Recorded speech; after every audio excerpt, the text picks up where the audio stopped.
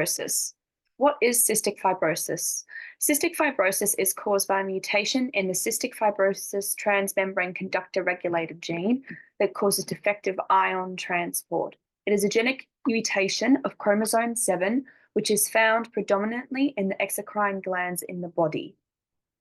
The CFTR gene is a transmembrane protein that belongs to the family of binding proteins related to adenosine triphosphate. Its main role is the regulation of ion transport across cell membranes in mucosal surfaces.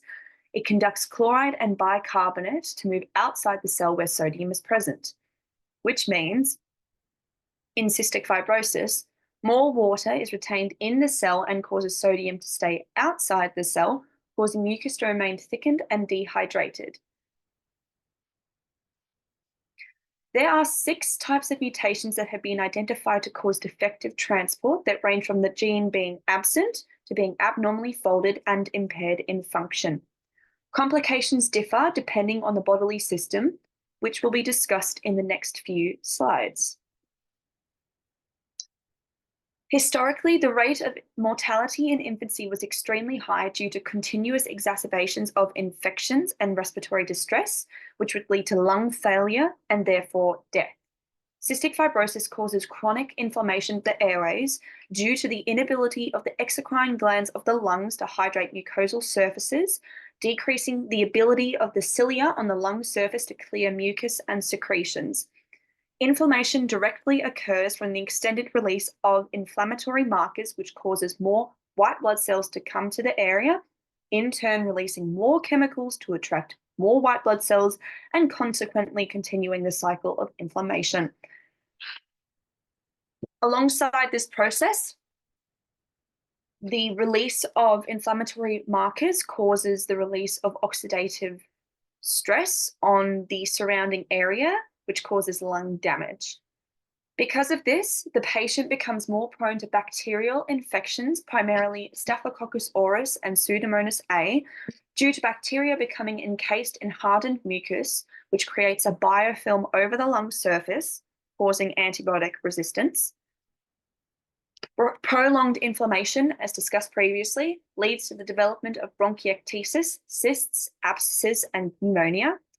The image on the right shows you how the development of bronchiectasis occurs. Alongside this, the continual damage to the lungs decreases respiratory function, eventually leading to pulmonary hypertension. Medications used in the respiratory system are anti-inflammatory agents, corticosteroids, and antibiotics with inflammatory agents, such as inhaled topramycin.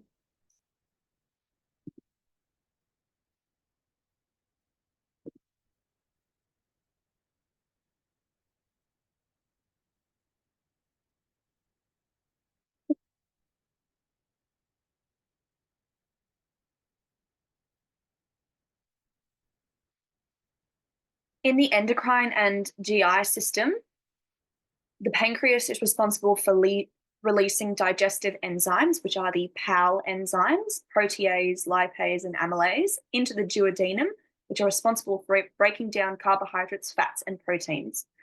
As well as pancreatic enzymes, the pancreas also releases insulin, which regulates the blood glucose level of the body and allows sugar to enter cells to create ATP, as well as the secretion of bicarbonate, which is used to neutralize stomach acidity. The effect of cystic fibrosis on the pancreas can range from mild dysregulation of the enzymes being released to no enzymes being released, in accordance with the type of genetic mutation of the CFTR gene. One example is the abnormal development of the pancreas, which begins in utero, causing the pancreas to become hardened and smaller in size due to the obstruction of pancreatic ducts, causing cirrhosis. The underdevelopment of pancreatic islets also contributes to the development of CF-related diabetes.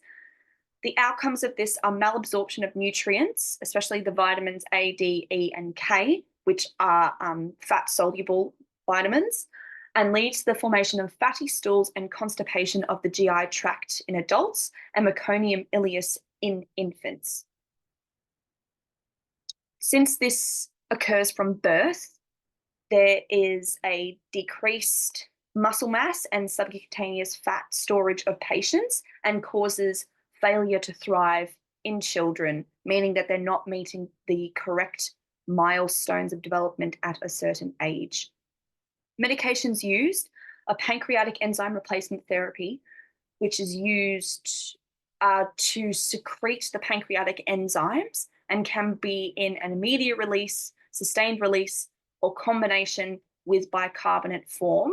This is dependent on the person's diet and BMI, as the rate of metabolism differs from person to person.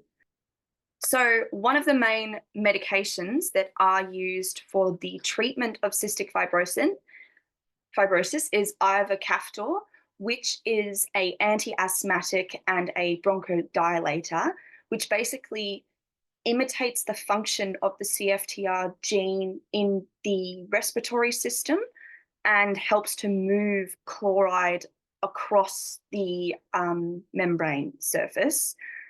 The nursing considerations of this is that because there is hydration of the mucosal lining in the lungs, that it can cause infections in the upper respiratory tract because of the colonization that's already present, as well as the bacteria that's trapped in the lungs. And when you expectorate, bacteria travels up the duct, causes sinusitis and other upper respiratory problems.